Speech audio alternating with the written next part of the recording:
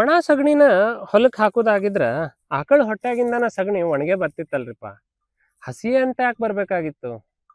ಹಂಗಂತೇಳಿ ತಾಜಾ ಸಗಣಿನ ಹೊಲಕ್ ಹಾಕ್ಬೇಕಂತೇನಿಲ್ಲ. ಅದನ್ನ ಚಂದಂಗ ಕಸ ಕಡ್ಡಿ ಜೊತೆ ಕಳಿಸಿ ಗೊಬ್ಬರ ಮಾಡಿ ಹಾಕಿದ್ರನ ಬಹಳ ಉತ್ತಮ. ಇದ ಕಾರಣಕ್ಕೇನು ನಮ್ಮ ಹಿಂದಿನ ಹಿರಿಯರು ತಿಪ್ಪಿಗೆ ತೆಗ್ ಮಾಡಿ ಒಳಗ್ ಹಾಕಿ ಅದ್ರೊಳಗೆ ಗೊಬ್ಬರ ಹಸಿ ಉಳಿಲಿ ಅಂತ ಹೇಳಿ ಗೊಬ್ಬರ ಮಾಡ್ಕೊಂಡು ಕರೆಕ್ಟ್ ಯುಗಾದಿ ಮಳಿ ಬೀಳೋ ಟೈಮಿಗೆ ಹೊಲಕ್ ಹೋಗಿ ಹಾಕಿ ಮಳಿ ಬಿದ್ದ ಮೇಲೆ ಹೊಲ ತುಂಬಾ ಹರವ್ತಿದ್ರು, ಮಣ್ಣಾಗ ಕೂಡಿಸ್ತಿದ್ರು. ನಮ್ದು ಹೆಂಗ್ ನಡೆದ್ರಿ ಕತಿ?